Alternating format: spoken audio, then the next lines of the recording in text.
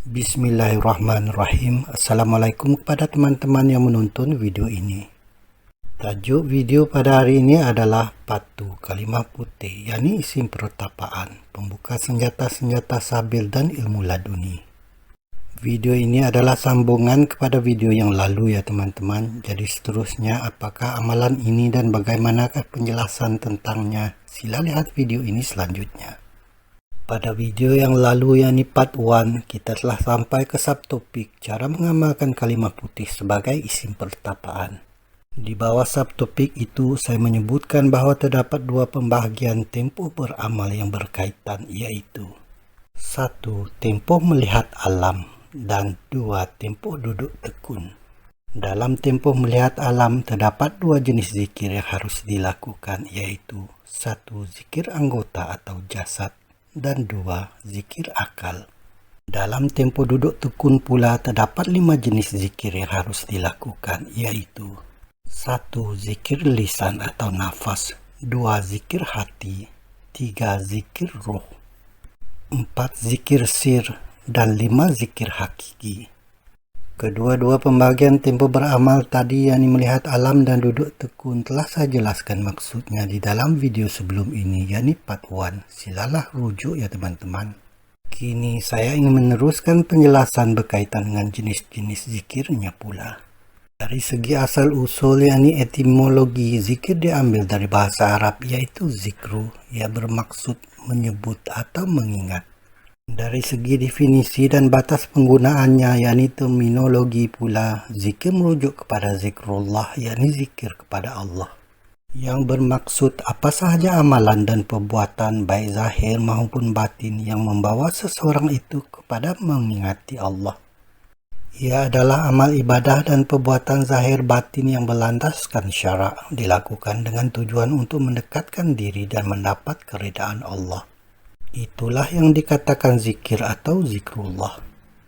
Dalam tempoh melihat alam yakni bermula selepas solat subuh sehingga selesai solat isya, kita harus melakukan dua jenis zikir yakni sekadar mampu, yaitu 1. Zikir anggota atau jasad dan 2. Zikir akal. 1. Zikir anggota atau jasad. Ia adalah zikir yang melibatkan jasad dan seluruh anggota tubuh badan kita yang zahir, nyata atau nampak. Termasuk deria kita yang 5 yakni mata, hidung, telinga, lidah, dan kulit atau tangan. Termasuk apa saja dari segenap pelosok jasad kita yang ada. Bermula dari jasad kita yang zahir tadi akan menghubungkan kita pada persekitaran, pada alam, bunyi-bunyian, haruman atau bauan, alunan dan bunyian, apa yang kita rasa pada kulit dan sentuhan atau seumpamanya. Semuanya boleh saja kita bawa untuk berzikir ya teman-teman. Jasad dan anggota tubuh badan kita yang zahir ini boleh saja kita bawa untuk mengingati Allah, bertujuan mendekatkan diri padanya dan mendapat keredaannya. Contohnya adalah seperti mengucapkan zikir sepanjang hari, berwuduk dan membersihkan diri, bersolat, mencari rezeki di sekitar, melangkah melihat indahnya alam, rasa, mendengar merdunya kicauan burung, menghidu haruman-haruman bunga dan flora atau seumpamanya. Pendek kata, sesuatu kebaikan yang kita lakukan melalui tubuh badan kita yang zahir ini boleh saja kita bawa untuk berzikir ya teman-teman. Membawa untuk mengingati Allah agar lebih dekat padanya dan mendapat redanya. Lidah kita juga adalah sebahagian daripada jasad. Lidah boleh saja menyebutkan zikir-zikir, bersalawat, berdoa, beramal dan memuji keagungannya. Lidah juga termasuk dalam kaedah melakukan zikir jasad tadi. Namun melalui lidah terhasilnya nada atau bunyi yang terdengar oleh ucapan tadi. Itulah yang dinamakan lisan. Zikir lisan pula akan saya jelaskan pada subtajuk itu sendiri ya teman-teman. Maknanya di sini apa jua jenis zikir yang kita lakukan harusnya berhubungan atau ada kait mengait dengan zikir-zikir yang lain pula. Ia terjadi kerana kita adalah manusia ya teman-teman. Setiap manusia tentu ada unsur zahir dan batinnya, nyata dan gaib, jasad dan ruh. Kedua-dua unsur yang nampak dan tidak nampak itu juga harus saling berkait. saling berhubungan di antara satu sama lain, dan sama-sama saling memerlukan. 2. Zikir akal. Ia adalah zikir yang melibatkan akal manusia. Melalui akal wujudnya cara berfikir, mentality, positivity dan negativity pada penerimaan kita, kefahaman, penilaian, perspektif, respon, minda, psikiatri, tingkah laku, dan lain-lain. Berfikir adalah kebolehan akal manusia, yakni secara umumnya. Jadi gunalah ia untuk berzikir tadi. Melalui akal kita boleh berfikir, bertafakur, merenung tentang kebesarannya. Lihatlah pohon-pohon dengan dedaun yang rimbun di sekitar kita, daun-daun yang melambai dengan adanya angin, udara yang segar. Lihat pula burung-burung, si tupai, serangga, dan hidupan-hidupan lain. Lihat pula air yang mengalir di sungai-sungai, air yang terjun dari sesuatu puncak, tanah yang subur, batu-batuan dan bukit-bukit, gunung-gunung yang teguh berdiri, awan, dan lain-lain. Semuanya membuktikan kebesaran Allah. Terimalah hakikat itu dalam pemikiran kita. Betapa kerdilnya kita ya teman-teman berbanding ciptaan Allah yang sangat luas. Akal kita terbatas, masih tidak mampu memikirkan segalanya. Yang dapat kita pikirkan menggunakan akal cumalah sedikit ya teman-teman. Di balik apa yang dapat kita capai melalui panca indera kita, ternyata masih terlalu banyak yang kita tidak ketahui. Ilmu Allah amat luas dan mustahil untuk kita kuasai semuanya. Akal kita terbatas, itu hakikat. Perkara itu dijelaskan di dalam Al-Quran yang bermaksud, katakanlah, yakni wahai Muhammad, kalaulah semua jenis lautan menjadi tinta untuk menulis kalimah-kalimah Tuhanku, sudah tentu akan habis kering lautan itu sebelum habis kalimah-kalimah Tuhanku. Walaupun kami tambahi lagi dengan lautan yang sebanding dengannya sebagai bantuan. Surah Al-Kahfi ayat 109. Akal boleh berfikir, sama ada fikiran sedar atau fikiran bawah sedar. Gunakanlah akal tadi untuk melakukan zikir akal, untuk mengingati Allah, mendekatkan diri kepadanya, dan mendapat redanya. Sebelum memulakan pertapaan, duduk tekun. Dua jenis zikir tadi, yakni zikir anggota atau jasad dan zikir akal, adalah keutamaan dalam melakukan amalan pertapaan pada tempo melihat alam. Sementara pada tempo duduk tekun pula, keutamaan akan diberikan pada 5 jenis zikir yang lain, yaitu 1. Zikir lisan atau nafas, 2. Zikir hati, 3. Zikir ruh, 4. Zikir sir, dan 5. Zikir hakiki. Tempo duduk tekun bermula dari selesainya solat isya sehingga bermulanya solat subuh. Kebanyakannya adalah pada lewat malam yang sejuk dan sunyi. Mulakan melakukan pertapaan dalam keadaan duduk tekun ini setelah selesai solat isya. Sucikan diri dengan berwuduk sekiranya ia telah terbatal. Berniatlah tentang hajat kita kepada Allah agar terbuka segala rahsia sesuatu ilmu yang kita ingin amalkan itu. Ucapan-ucapan zikir yang kita sebutkan pada tempoh melihat alam sebelumnya adalah zikir-zikir umum seperti tahlil, tahmid, takbir atau seumpamanya. Juga salawat, doa, pujian-pujian berupa syair, puisi atau seumpamanya. Pada tempo duduk tekun ini pula bacaan kalimah putih menjadi zikir utama. Sila rujuk bacaannya pada video part 1 yang lalu ya teman-teman.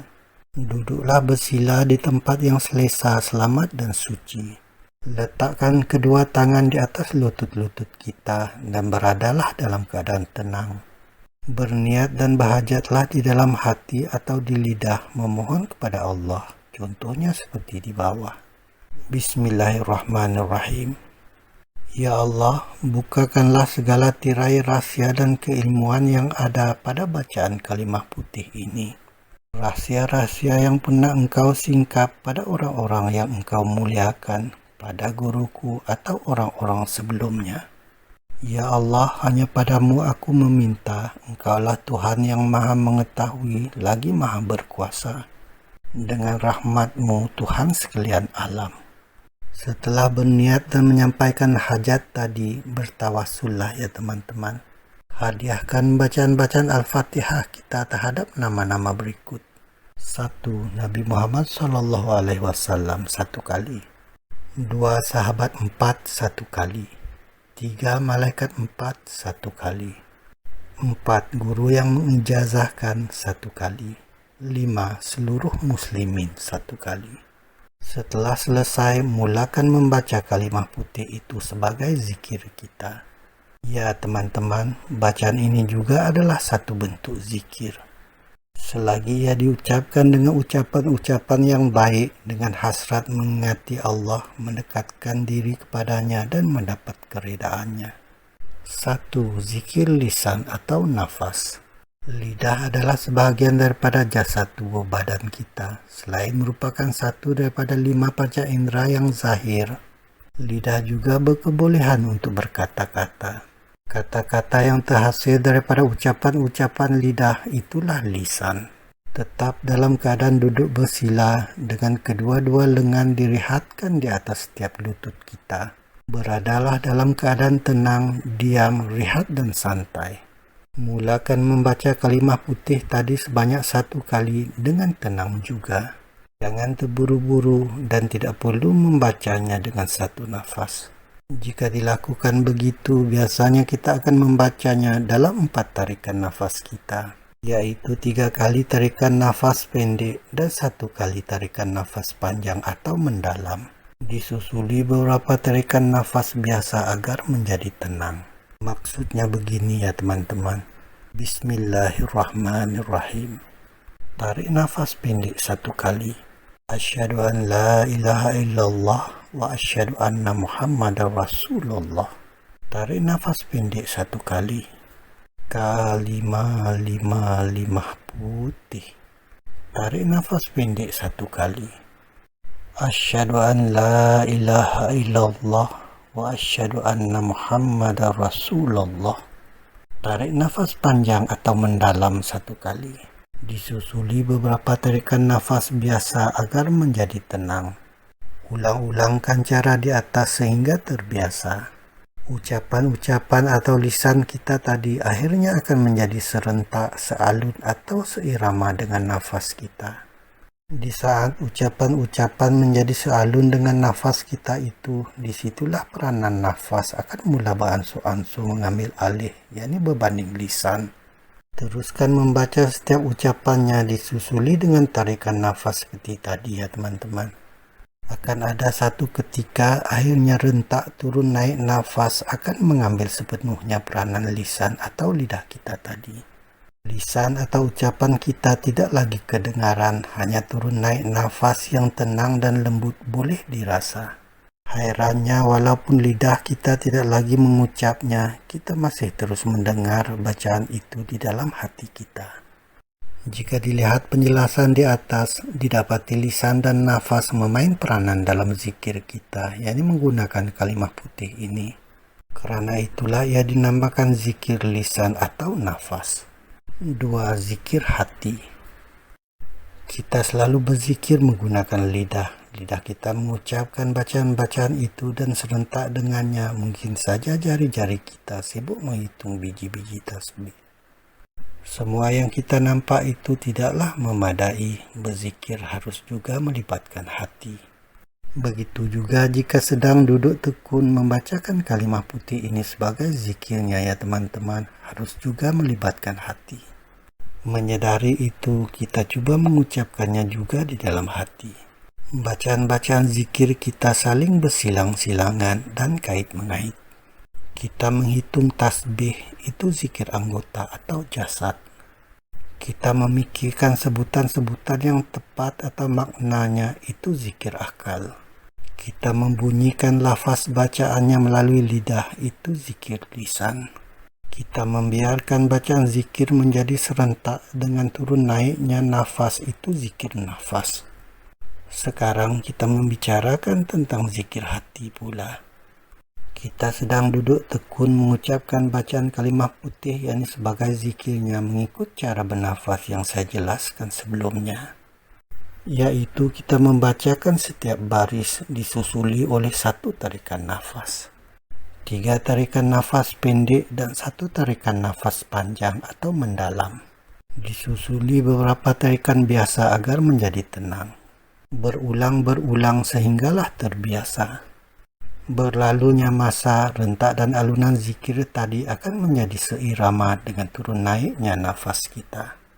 Peranan nafas kita mula mengambil alih berbanding lisan. Lidah adalah anggota atau jasad kita yang nampak.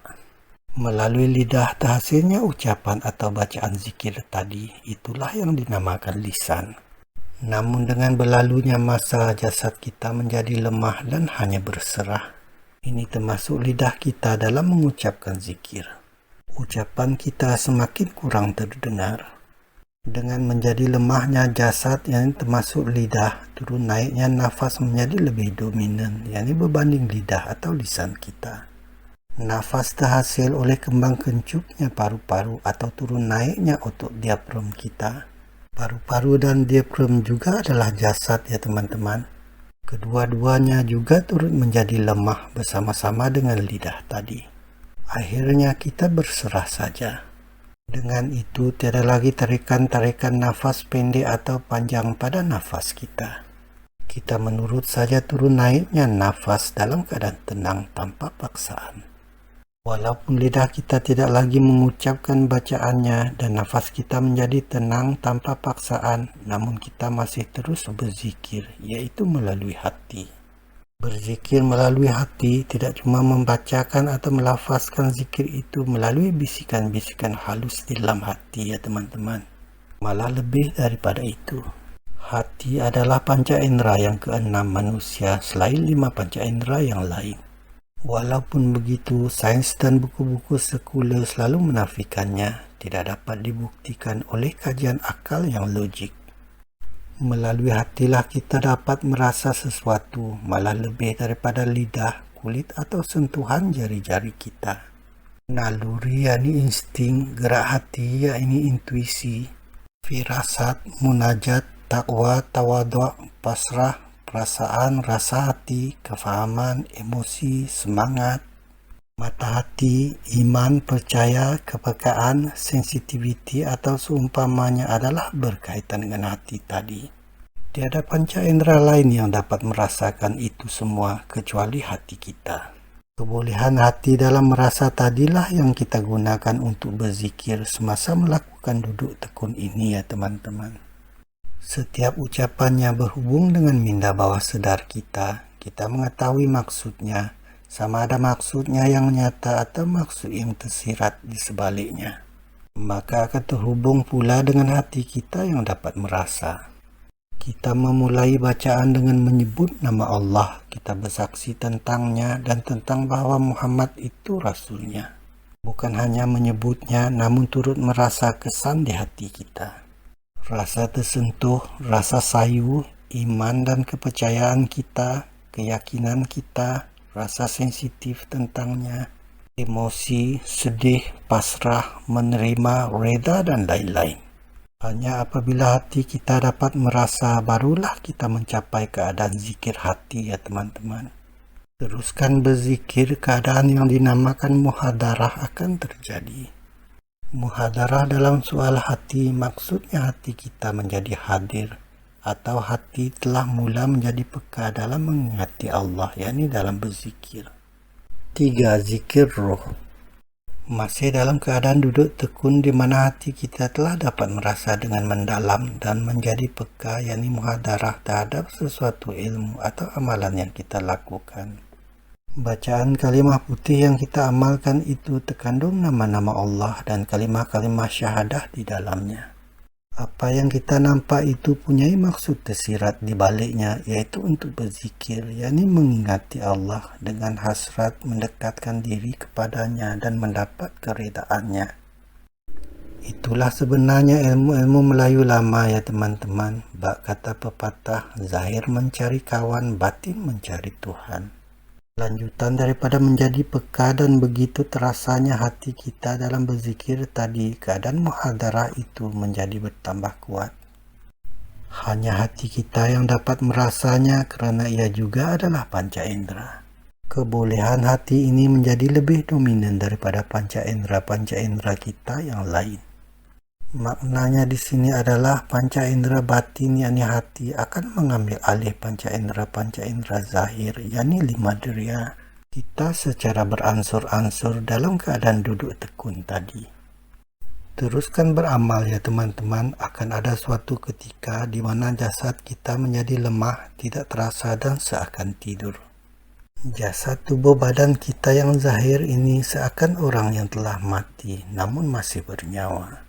Masih duduk bersila meneruskan bertapa dalam keadaan duduk tekun dan masih lagi berzikir melalui bacaan kalimah putih tadi.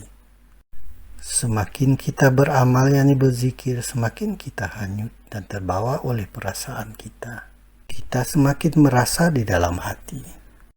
Itu menunjukkan keadaan muhadarah tadi bertambah kuat. Jasad kita seakan tidur, seakan mati namun masih bernyawa, masih mempunyai jiwa. Teruskan beramal, kita akan merasa tubuh kita beransur-ansur menjadi ringan. Kita merasa seperti udara, ya begitu rasanya.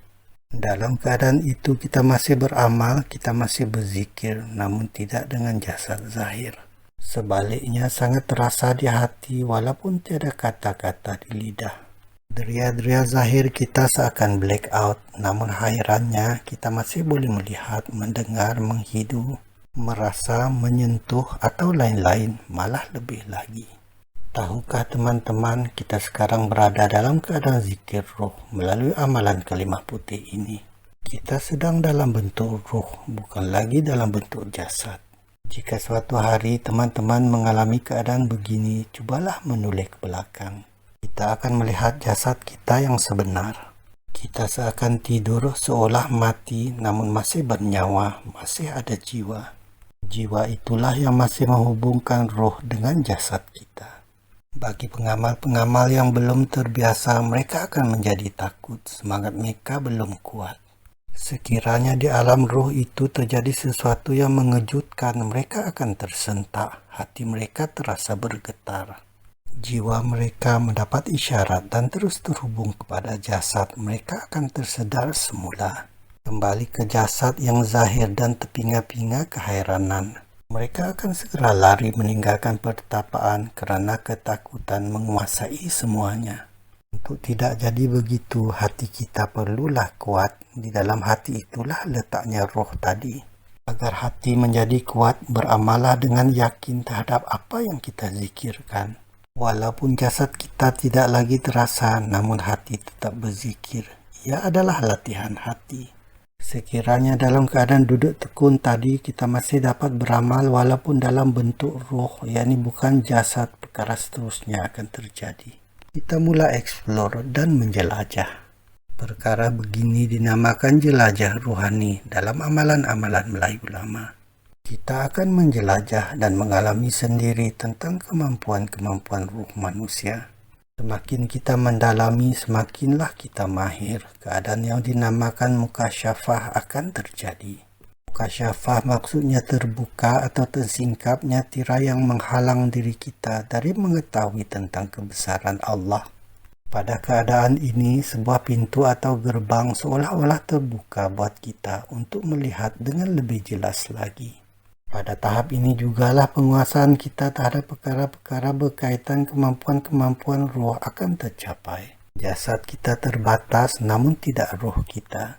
Bermulalah penguasaan kita terhadap skill atau kemahiran-kemahiran ruh seperti terawangan, meraga sukma, memasuki mimpi, deriya hati, mengimbas yakni scanning, telepati yakni membaca fikiran dan lain-lain. Bermulalah penguasaan kita tentang ilmu-ilmu batin, ilmu-ilmu gaib, isim-isim keramat, doa-doa fakir, jurus-jurus batin atau seumpamanya. Selagi ia melibatkan kemampuan-kemampuan roh manusia yang tidak terbatas, bukannya kemampuan jasad manusia yang terbatas. Masya Allah. 4. Zikir sir. Ini adalah lanjutan daripada zikir roh sebelumnya. Sir maksudnya rahsia, merujuk kepada sirullah, yaitu rahsia-rahsia Allah. Sama juga seperti istilah zikir sebelum ini bermaksud mengingat yang merujuk kepada zikrullah, yaitu mengingati Allah. Lanjutan daripada zikir roh sebelumnya, pengamal akan mengalami jelajah rohani. Pengamal menjelajah dan melakukan perjalanan menggunakan ruh, bukannya jasad. Ia adalah perjalanan batin manusia, bukannya perjalanan zahir. Itulah makna di sebalik pepatah Melayu lama tentang amalan-amalan begini. Zahir mencari kawan, batin mencari Tuhan. Itulah maksud yang terkandung di dalam sebuah ucapan yang berkias itu. Maksud yang tersirat di balik kata-kata tersurat. Perjalanan yang dilalui oleh roh semasa berada pada zikir roh akan berlanjutan, berulang-ulang, semakin menjadi jauh dan kian mendalam. Jauh perjalanan, luas pemandangan. Semakin kita berjalan, maka semakinlah kita melihat, mengalami, dan merasai apa jua perkara yang ada di sepanjang perjalanan kita itu. Kita menjadi terbiasa, selalu bertenang, tidak mudah tersentak, dan semakin mengetahui. Semakin kita dalami, semakinlah kita mahir. Keadaan yang dinamakan mukasyafah tadi akan terjadi. Tersingkaplah tirai yang menghalang diri kita dari mengetahui tentang kebesaran Allah. Kita mula menguasai dan mengetahui rahasia-rahasia di sebalik kemampuan-kemampuan roh tadi. Jasad kita terbatas, namun tidak roh kita. Bermulalah penguasaan dan pemahaman yang benar tentang banyak perkara. Tentang kemahiran-kemahiran roh, tentang ilmu-ilmu batin, tentang ilmu-ilmu yang gaib, tentang doa-doa fakir, isim-isim keramat, jurus-jurus batin atau seumpamanya. Kita mengetahui sebab kita sendiri telah eksplor, bereksperimen, melatih, malah mengalaminya sendiri. Benarlah pepatah Melayu yang menyebut pengalaman adalah guru terbaik. Dengan penemuan-penemuan itu, keadaan yang dinamakan musyahadah telah pun terjadi pada diri kita. Musyahadah maksudnya penyaksian, merujuk kepada penyaksian tentang kebesaran Allah. Kita mula menyaksikan banyak perkara, mula mengalaminya sendiri. Keadaan ini, yakni musyahadah, bermula dari kesediaan kita dalam mengingati Allah, yakni berzikir. Bahwa kita semakin mendekati Allah untuk mendapat keredaan Allah. Sama kaitannya dengan mentauhidkan Allah, lillahi ta'ala dan fisabilillah. Semuanya menuju kepada Allah. Semasa kita mengalami zikir roh, kita memulakan perjalanan dan akhirnya menemui jawaban. Jawaban-jawaban yang kita temui itu adalah berkaitan dengan ilmu-ilmu pengetahuan dan rahasia-rahasia sesuatu yang kita pelajari. Semua ilmu-ilmu pengetahuan itu adalah ilmu-ilmu yang kita pernah pelajari. Maknanya ilmu-ilmu atau amalan-amalan itu, yakni termasuk kalimah putih ini, kita pernah pelajari dari guru-guru kita. Dari orang-orang tua yang terdahulu. Kita adalah pewaris, pemegang sanad, penerus sirah, yakni riwayat atau silah, yakni penghubung sesuatu ilmu pengetahuan itu. Namun pada zikir sir ini tiada guru buat kita. Ilmu-ilmu dan pengetahuan yang kita perolehi bukanlah sesuatu yang pernah kita pelajari. Ia adalah penemuan kita berdasarkan pengalaman kita sendiri. Kita mengalami musyahadah, yaitu kita menyaksikan dan kita mengalami tentang kebesaran dan kekuasaan Allah. Ya, yakni musyahadah ini bermula apabila kita telah menguasai, faham sepenuhnya dan mengetahui rahasia-rahasia yang ada di balik ilmu yang kita pelajari sebelumnya, yakni daripada guru-guru kita. Semakin kita mengetahui, maka semakin banyak kita tidak mengetahui. Itulah rasa yang akan timbul pada diri kita. Kita mencari dan mencari lagi. Kita terus menjelajah, terus berjalan berulang dan berulang. Akhirnya kita sampai ke suatu tempat yang sir, yakni rahasia. Ia merujuk kepada sirullah, yakni rahasia-rahasia Allah. Ilmu-ilmu pengetahuan juga adalah rahasia-rahasia Allah, ya teman-teman. Pada ketika inilah kita akan mendapat sedikit daripada luasnya ilmu-ilmu Allah. Ilmu-ilmu begini selalu digelar ilmu laduni, dan senjata-senjata sabil adalah satu daripada jenis-jenisnya. Perkara begini bermula dengan adab kita dalam menuntut ilmu, adab kita berhadapan dengan guru, adab kita dalam beramal atau berzikir, berterusan sehinggalah adab kita berhadapan dengan Allah. yakni Tuhan yang maha mengetahui lagi maha berkuasa. Orang-orang begini telah pun mendapat rahmat daripada Allah. Rahmat Allah yang disampaikan melalui berbagai cara, termasuk melalui kemuliaan, berkat, hidayah, petunjuk, petanda, rasa, ilham atau lain-lain. Itulah bezanya ya teman-teman di antara zikir sir ini dengan zikir roh sebelumnya. Apa yang harus ada adalah rahmat Allah sehingga pengamal dimuliakan melalui ilmu-ilmu pengetahuan yang termasuk rahasia-rahasia Allah tadi. Sesuatu ilmu pengetahuan yang datang daripada Allah tanpa diajarkan oleh orang lain, tanpa mengikuti kaidah belajar yang biasa. 5. Zikir hakiki. Hakiki maknanya hak, benar, yakni true, atau sebenar, yakni real. Zikir hakiki maknanya apa saja proses, amalan atau perbuatan dalam berzikir, yakni mengingati Allah yang hak, yang benar atau yang sebenar, mempunyai tujuan untuk mencapai kesempurnaan dalam melakukannya. Zikir hakiki ini adalah zikir yang telah mencapai kesempurnaannya. Ia adalah lanjutan daripada zikir sir sebelumnya. Bermula dari awal proses berzikir, yakni zikir anggota atau jasad, dan semakin menjadi kuat dengan penglibatan roh, yakni zikir roh. Roh terletak di dalam hati, yakni qalbu. Roh itu terletak di bahagian hati yang paling dalam. Bermula dari hati untuk sampai kepada roh yang paling dalam ada lapisan-lapisan atau peringkat-peringkatnya. Orang-orang Melayu dahulu kala, para perawat yakni pawang dan bidan, para pendekar yakni pahlawan dan hulu balang, para pendeta yakni ilmuwan dan maha guru, para sufi yakni ulama dan wali-wali atau seumpamanya. Mereka juga adalah ahli amal, mereka juga adalah ahli zikir. Mereka mengamalkan ilmu-ilmu dan pengetahuan mereka. Tidak hanya pintar berbicara, malah turut mengamal apa yang mereka sampaikan, yakni ilmu mereka. Merasainya dan mengalaminya sendiri. Sangat berbeza berbanding sekarang ya teman-teman, sangat disayangkan.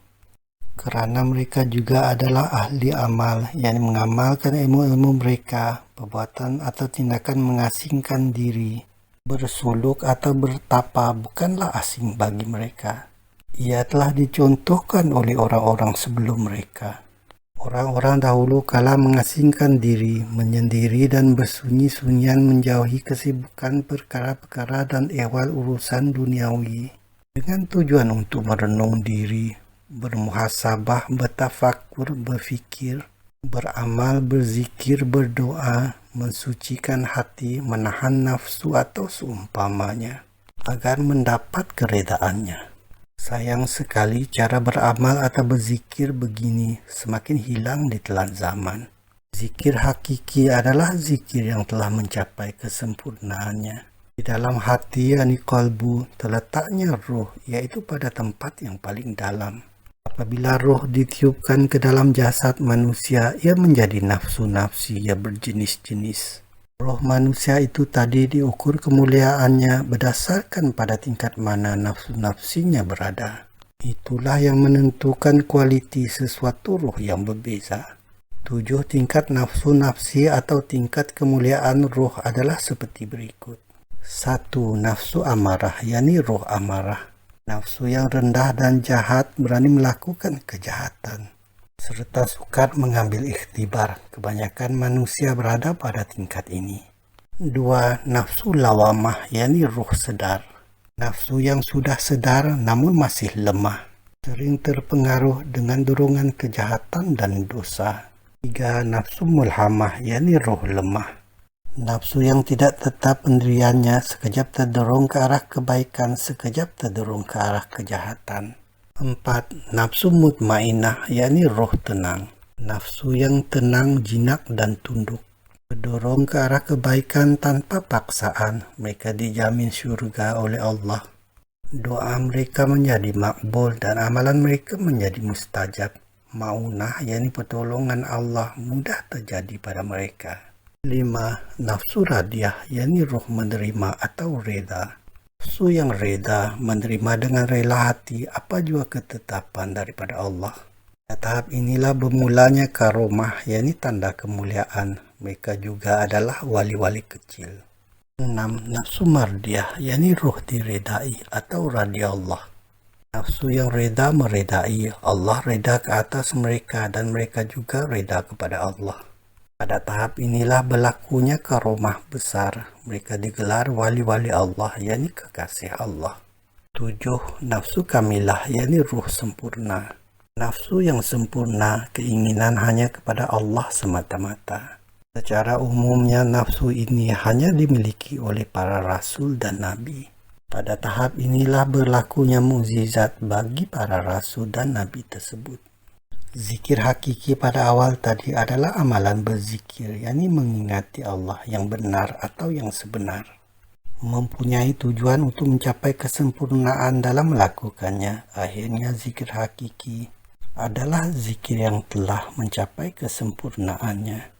Jika kita lihat pada soal zikir hakiki dengan 7 tingkat nafsu nafsi, yakni atau 7 tingkat kemuliaan roh tadi, kita akan menemui perkaitannya.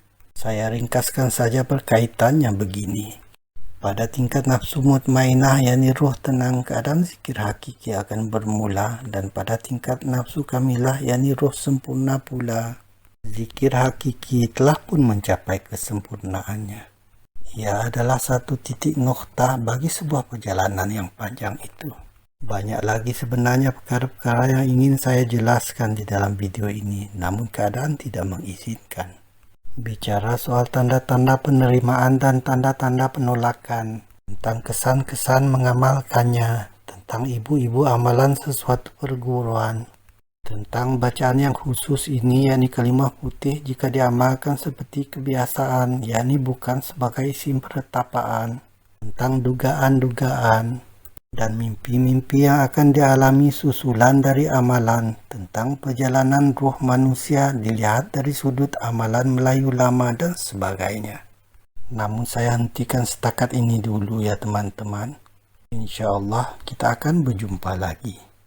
Begitu sajalah perkongsian saya tentang sebuah video yang bertajuk Patu Kalimah Putih, yakni isim pertapaan.